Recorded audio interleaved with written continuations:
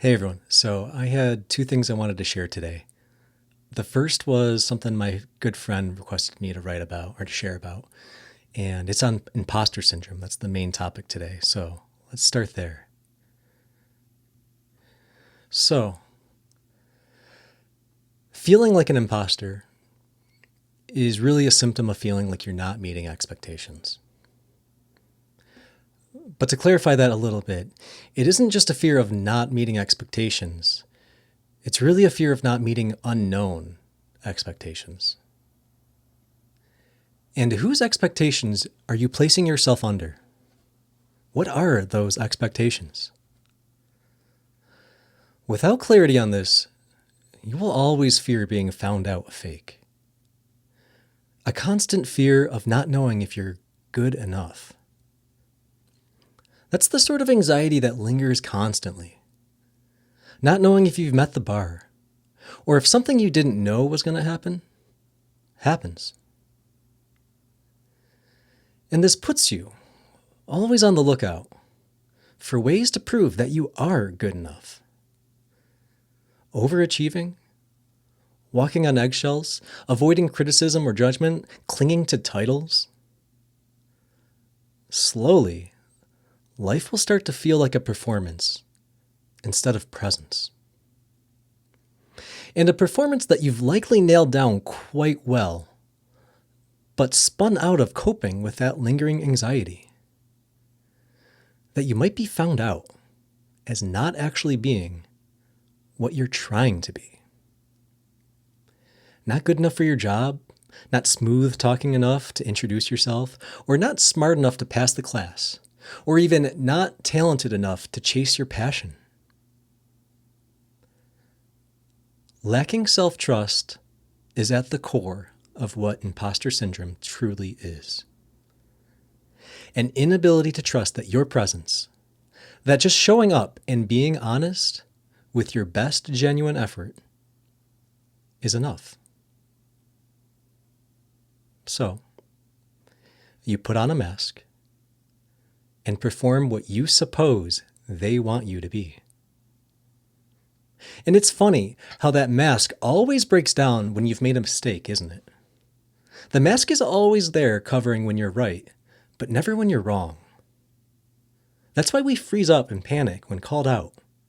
Suddenly we feel vulnerable, like someone is peeking through a crack in the mask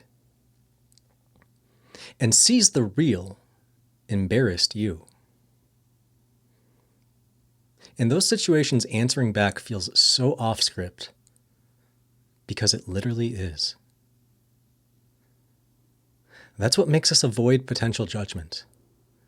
We'll isolate ourselves from the possibility of being our true selves, out of fear that when someone sees through what you're comfortable presenting.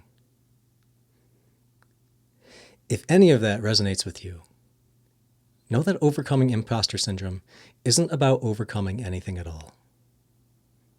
It's really about realizing and letting go of whatever expectations you hold over yourself. Most of them are silent, hiding in the thoughts that you don't think. Give yourself patience and honesty, and you'll begin to trust that you can be honest and imperfect. You'll begin to realize that failure is a moment and success is a process. That milestones aren't trophies you collect. They are things you pass by. You'll realize that just showing up with honesty and vulnerability is far more valuable to others than being the perfect version of you that you suppose they want you to be. This is the hardest part of making these videos. I don't really feel comfortable enough to just start the camera and talk. It takes me quite a while to convince myself to get up here and pull the trigger. It's some mix of feelings of not feeling qualified enough to talk about this on authority, and then I script all this ahead of time. I make mistakes as I read the script, and that all makes it it makes it really hard to feel like I'm being authentic and presenting my true self. but it is the framework I need to have to be able to make these videos. Anyway, I guess what gets me to do it is to remember what I just told you. I can make mistakes as long as they're honest mistakes. I can struggle to be myself as long as it's an honest struggle. And that becomes a lot easier when you can trust yourself. By sitting with not knowing how it's going to go and doing it anyway. Don't expect yourself to be perfect. Don't be an imposter to yourself for others. Just be, and be honest about it. That's all. The second thing I wanted to share was a dream I had. I've been writing down my dreams for the past few months, and it's something I really enjoy doing, and I really like sharing them. So I had a dream that there was an ugly girl being swarmed by a group of young men. They were trying to win her trust. They kept telling her she was pretty and wonderful and all these nice things, making her feel good about herself, while they masked their ulterior motives. At first, she was reluctant to trust the group. It was really obvious how pandering they were being. But she really wanted to be accepted. Slowly, they kept convincing her to trust them.